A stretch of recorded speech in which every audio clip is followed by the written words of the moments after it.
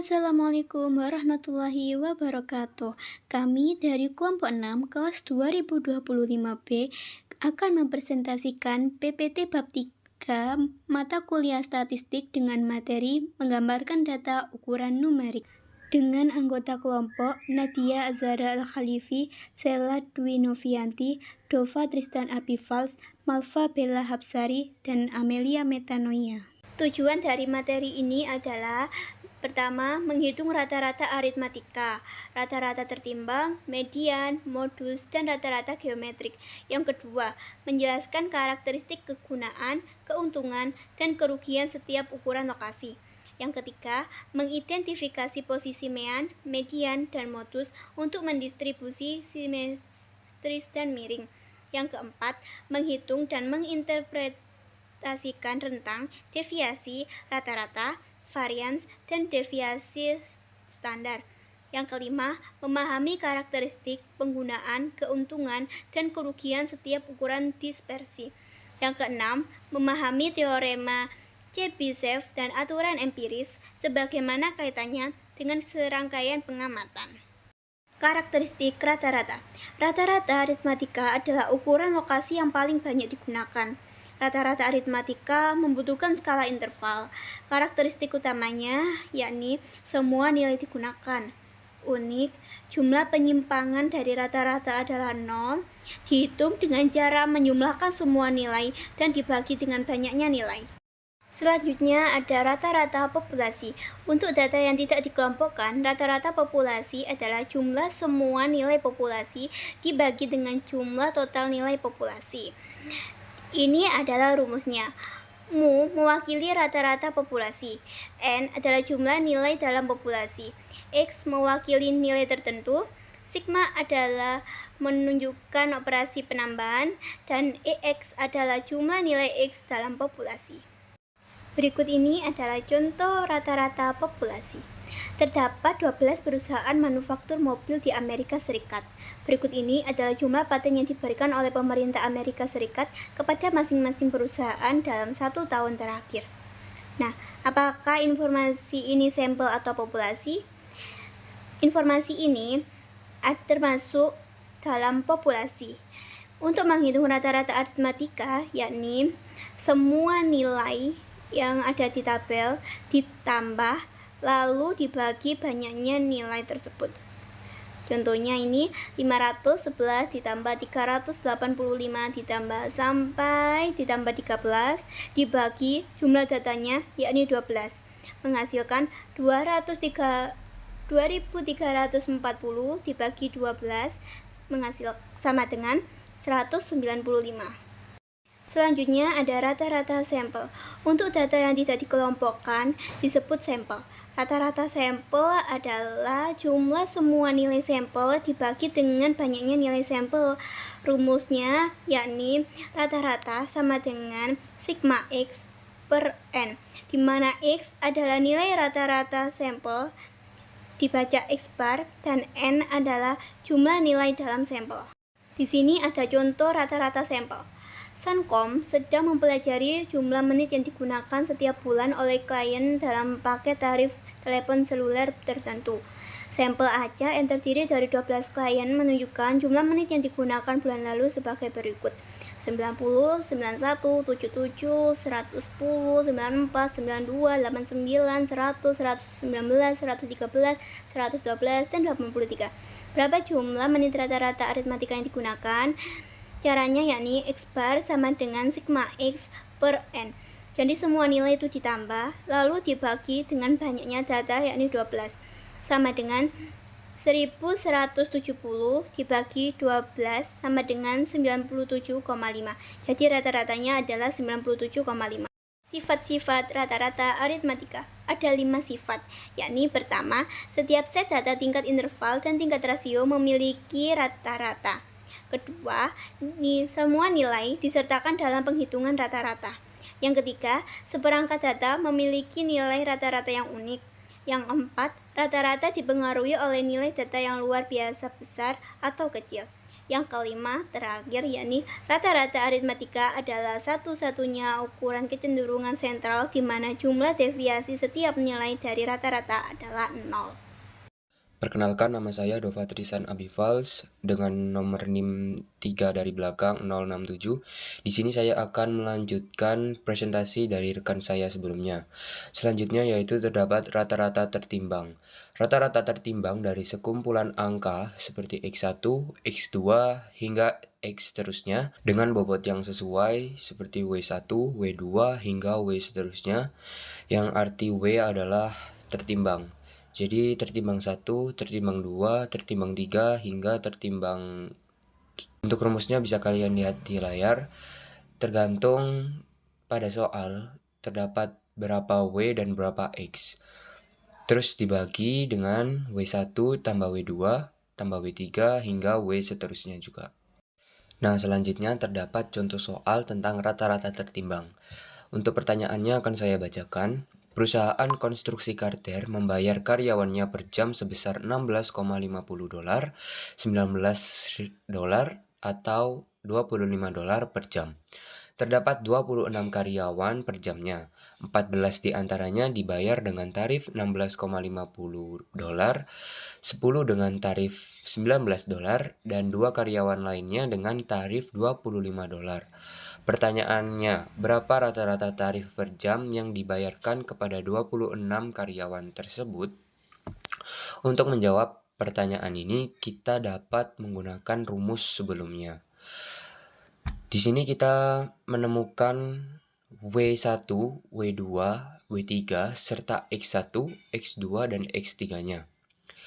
Untuk W1-nya yaitu 14 dengan X1 $16,50 ditambah 10 dengan W2, X2-nya yaitu $19 dan ditambah 2 dengan W3-nya $25 dengan X3-nya.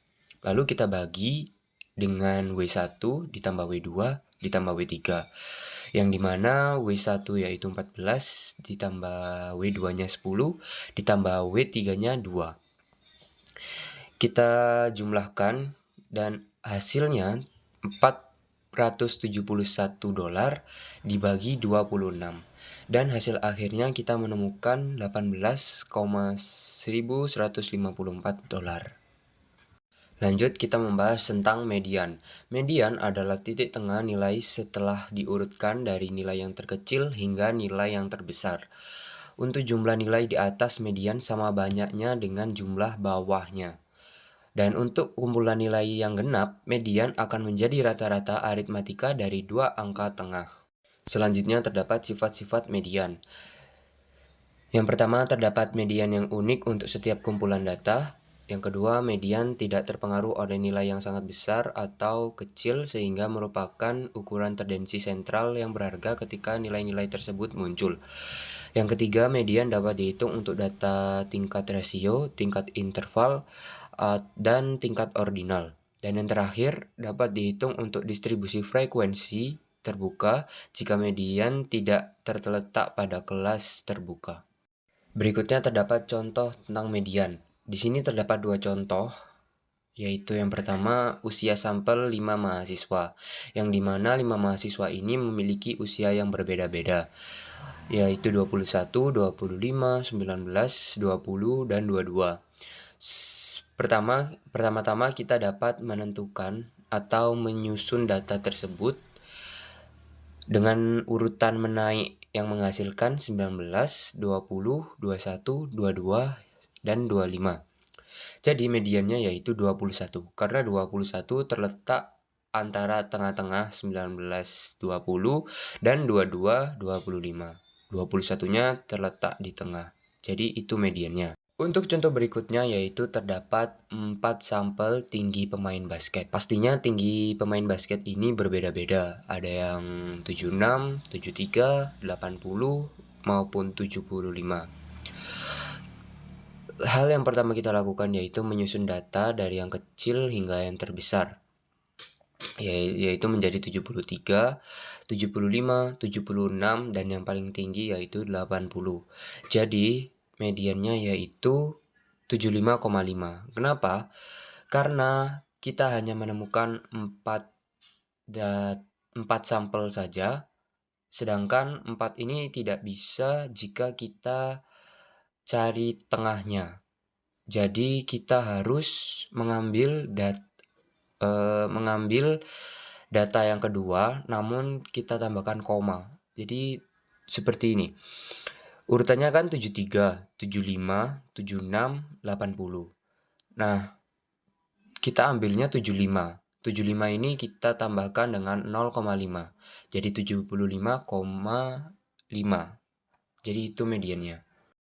Selanjutnya kita membahas tentang modus. Modus merupakan nilai pengamatan yang paling sering muncul.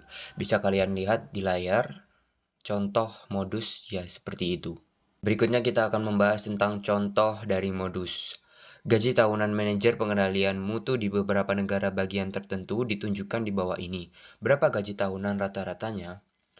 Yang pertama harus kita lakukan yaitu melihat isi tabel yang sudah ditertera di layar. Terdapat beberapa negara dengan gaji tahunan rata-rata yang sama, yaitu $60.000. Negara yang memiliki gaji tahunan rata-rata $60.000 terdapat Colorado, Florida, Louisiana, Maryland, Tennessee, and West Virginia. Jadi, negara-negara tersebut lebih mendominasi dalam tabel yang tertera dengan $60.000 atas gaji tahunan rata-ratanya. Jadi modusnya yaitu $60.000 karena lebih sering muncul pada tabel. Sekian atas presentasi dari saya, Doval Tristan Ambivals, dan presentasi ini akan dilanjutkan oleh rekan saya. Assalamualaikum warahmatullahi wabarakatuh. Perkenalkan, saya Silati Novianti dengan 3 digit NIM terakhir 038. Di sini kita akan belajar bagaimana menghitung ukuran perumusan data, yaitu mean, rata-rata, median, dan modus menggunakan Excel. Kenapa harus menggunakan Excel? Karena kalau kita menghitung dengan jumlah data yang besar, hitung manual bisa lebih lama dan juga lebih banyak rawan salah. Tampilan Excel. Di Excel ini kita bisa langsung dapat melihat hasil rata-rata, median, modus, posisi relatif mean, median, modus. Pada gambar ini intinya kita membandingkan 3 ukuran pemusatan data, yaitu pada mean atau rata-rata, pada median atau nilai tengah, pada modus atau nilai yang paling sering muncul pada bentuk distribusi data yang berbeda. Gambar pertama yaitu distribusi simetris atau normal. Gambar grafiknya berbentuk seperti lonceng atau bell curve. Data tersebar merata ke kiri dan ke kanan karena seimbang. Nilai rata-rata sama dengan nilai median sama dengan nilai modus. Semua titik pusatnya jatuh di tempat yang sama di tengah grafik. Gambar yang kedua yaitu distribusi miring ke kanan. Bentuk grafik ekornya panjang ke kanan. Banyak data ada di sebelah kiri, tapi ada beberapa nilai yang sangat besar atau outlier yang menarik rata-rata ke arah kanan. Urutannya yaitu modus, median, mean. Modus tetap berada di puncak data, median tetap berada di tengah, mean tertarik ke arah kanan karena lebih besar. Yang ketiga yaitu distribusi miring ke kiri. Bentuk grafiknya ekornya memanjang ke kiri. Banyak data ada di sebelah kanan, tapi ada beberapa nilai yang sangat kecil yang menarik rata-rata ke arah kiri. Jadi urutannya itu mean, median, modus. Modus itu berada di puncak data, median berada di tengah, mean tertarik ke kiri karena lebih kecil. Jadi letak mean, median, dan modus berubah tergantung bentuk distribusi datanya. Kalau simetris ketiganya sama. Kalau miring ke kanan maka mean yang lebih besar, kalau miring ke kiri maka mean yang lebih kecil. Rata-rata geometris. Rata-rata ini berguna kalau kita ingin tahu rata-rata dari persentase, rasio, atau tingkat pertumbuhan. Contohnya yaitu pada pertumbuhan PDB tiap tahun, kenaikan gaji, tingkat inflasi, dan return investasi. Kenapa sih dipakai di dunia bisnis dan ekonomi? Karena di dunia nyata, data seperti penjualan, gaji, atau PDB biasanya berkaitan dari tahun ke tahun atau saling membangun. Jadi tidak cukup kalau kita hanya menghitungnya dengan rata-rata biasa aritmatika, tapi perlu dihitung dengan rata-rata geometris. Rata geometris selalu lebih kecil atau sama dengan rata-rata aritmatika, kecuali nilainya sama, barulah hasilnya juga sama. Artinya rata-rata aritmatika ini sering terlihat lebih besar, padahal geometris lebih realistis untuk data pertumbuhan saat ini. Contoh rata-rata geometrik, misalnya Anda menerima kenaikan gaji sebesar 5% tahun ini dan kenaikan gaji sebesar 15% tahun depan. Rata-rata kenaikan gaji tahunan adalah 9,886, bukan 10. Mengapa demikian? Kita mulai dengan menghitung rata-rata geometrik. Jadi kalau misalnya gaji naik 5%, artinya 100% ditambah 5% sama dengan 105 dari gaji semula, ditulis 1,05. Misalnya gaji awal 1 juta, naik 5% jadi 1,05 juta. Kalau tahun berikutnya naik 15%, artinya gaji jadi 100% ditambah 15% sama dengan 115%. Dari gaji itu ditulis 1,15. Contoh dari rata-rata geometrik kedua yaitu pembalian investasi yang diperoleh oleh perusahaan konstruksi Atkins selama 4 tahun berturut-turut adalah 30%, 20%, 40%, dan 200%. Berapa rata-rata geometris tingkat pengembalian investasi tersebut? Kalau untungnya 30%, itu uang akan bertambah dari 100% ditambah 30%, jadinya 130% atau sama dengan 1,3 kali modal. Kalau modalnya misalnya 1 juta, itu jadinya 1.300.000. Kalau untung 20% sama kayak yang tadi, jadi dari 100% tersebut ditambah 20% jadinya 120%, sama dengan 1,2 kali modal. Kalau rugi 40%, artinya modal tersebut tersisa dari 100% dikurangi 40% kerugian tersebut. Hasilnya yaitu 60% atau sama dengan 0,6 kali modal. Kalau untung lagi 200%, artinya bertambah 2 kali lipat dari modal. Yang dari 100% ditambah 200% sama dengan 300%, sama dengan 3,0 kali modal. Jadi kita tinggal masukkan aja ke rumusnya, yaitu GM sama dengan akar 1,3 dikali 1,2 dikali 0,6 dikali 3,0, sama dengan hasilnya akar 4 dari 2808 dan hasilnya 1294. Mengapa mempelajari dispersi? Yang pertama yaitu ada ukuran lokasi seperti rata-rata atau median yang menunjukkan pusat data, tapi itu hanya memberitahu titik tengahnya saja, tidak memberitahu apakah datanya rapat atau menyebar jauh. Yang kedua, misalnya pemandu bilang rata-rata ke dalam sungai adalah 90 cm. Apakah aman langsung kita seberangi? Belum tentu, karena bisa jadi ada bagian yang 30 cm, tapi ada juga bagian yang dalam sampai 2 meter. Nah, informasi tentang sebaran inilah yang disebut dispersi. Ketiga yaitu selain itu kita juga butuh ukuran penyebaran data untuk membandingkan dua kelompok data.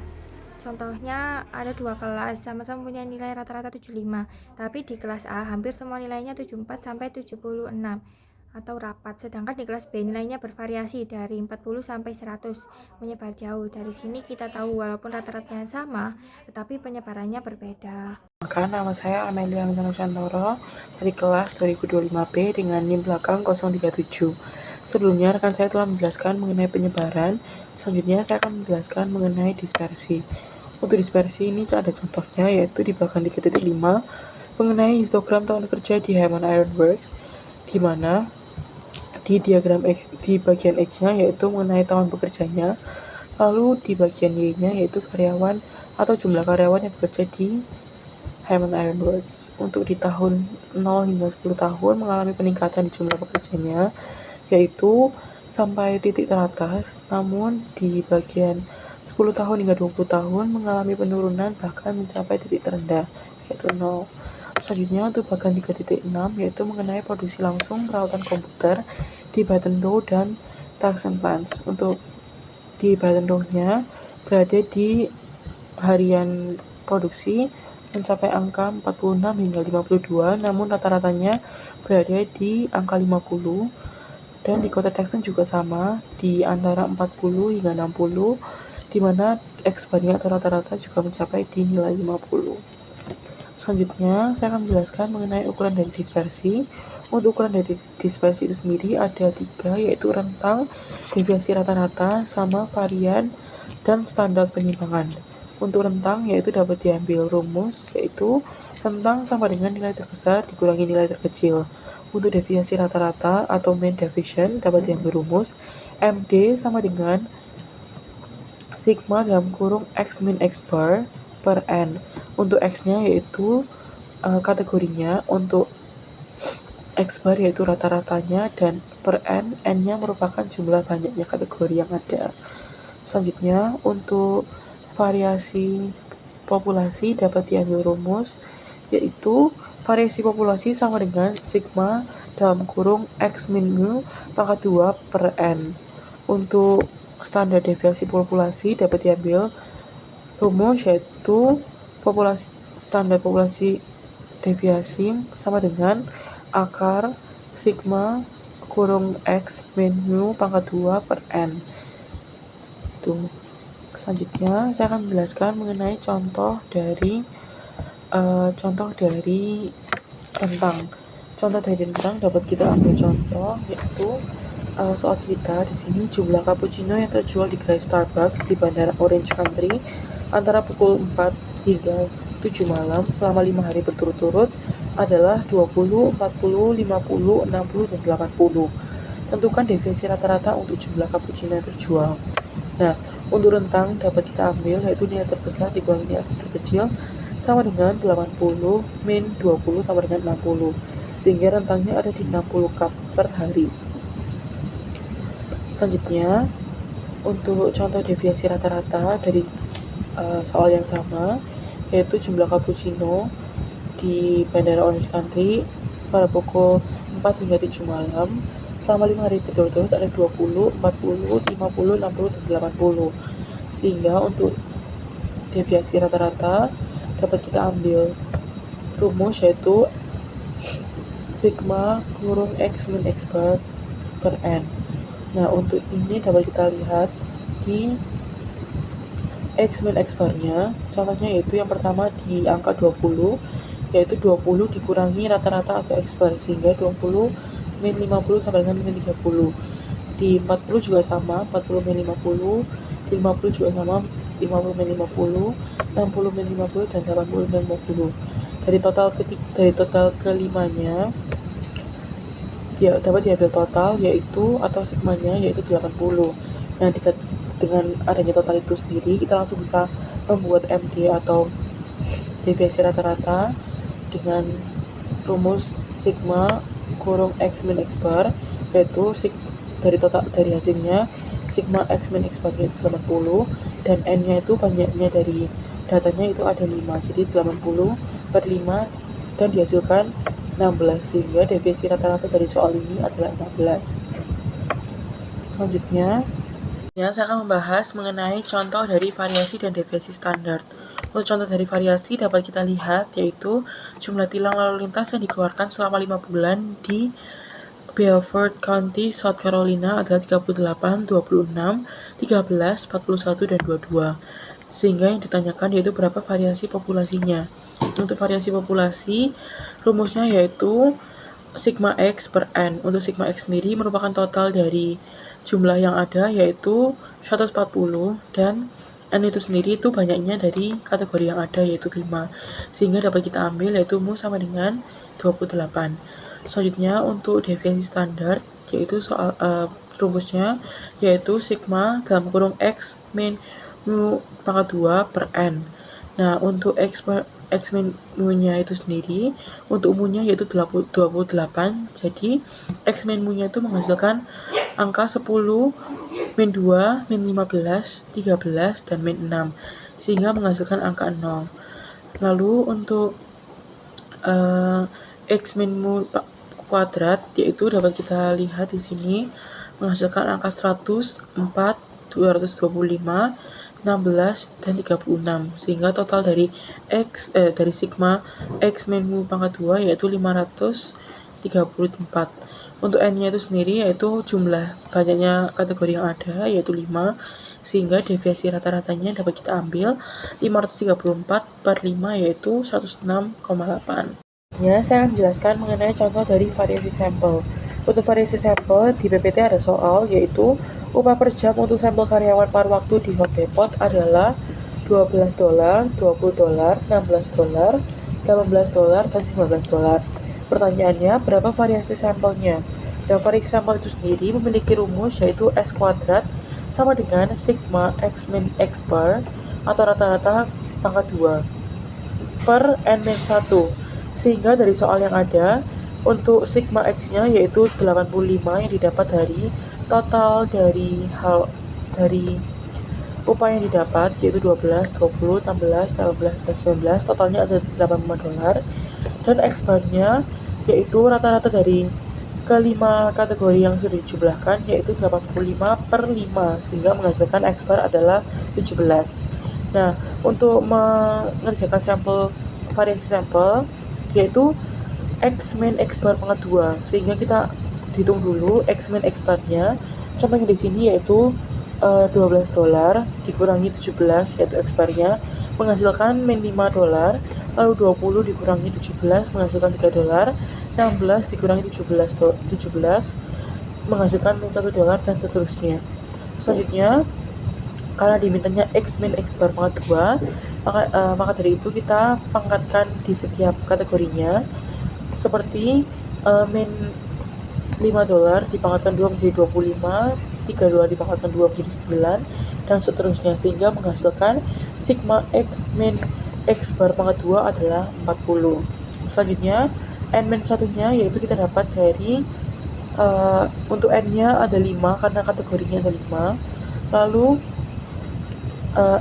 min 1 itu sesuai dengan rumusnya sehingga menghasilkan 4.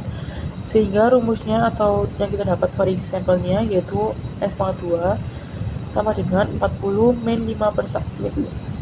per 5 min 1, sehingga menghasilkan 10 in dollar squares. Mengenai teorema Chebyshev.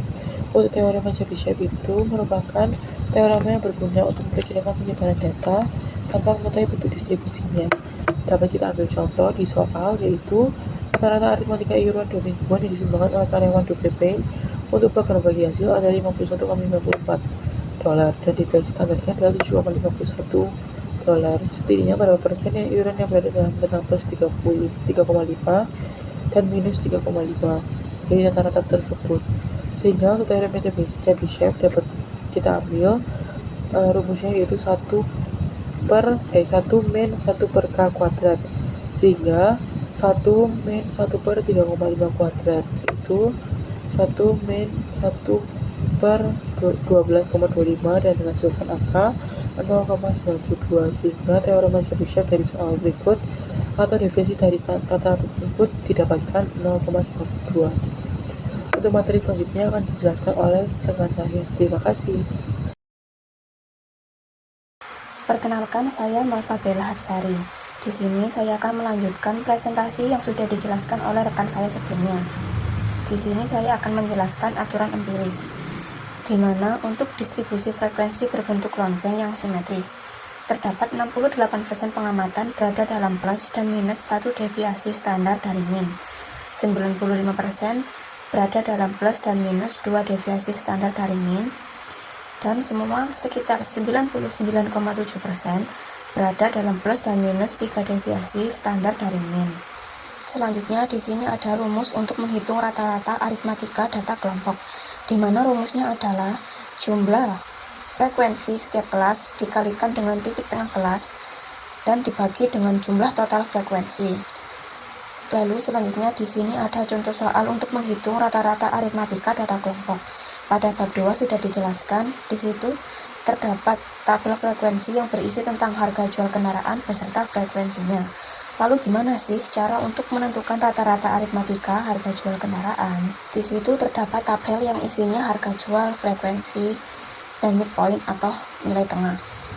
Yang pertama adalah harga jual 15 sampai 18 dengan frekuensi 8 dan nilai tengahnya adalah 16,5. Dimana jika dikalikan antara 8 kali 16,5 hasilnya adalah 132. Lalu bawahnya ada harga jual 18 sampai 21. Frekuensinya 23 dengan nilai tengah adalah 19,5, di mana jika dikalikan adalah 448,5. Gimana cara menghitung rumusnya adalah jumlah dari frekuensi dikalikan dengan nilai tengah dibagi jumlah total data. Tadi yang pertama adalah jika ditotal menjadi 1845 dibagi dengan nilai data yaitu 80. Jawabannya adalah 23,1.